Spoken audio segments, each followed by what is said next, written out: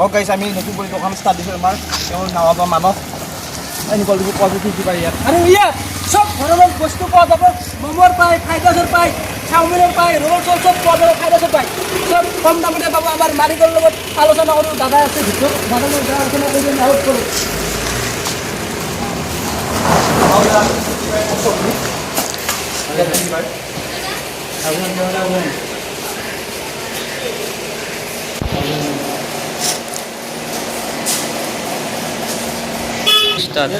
এটা তোমার chicken roll chicken momo chicken chow mein veg roll veg momo veg chowmein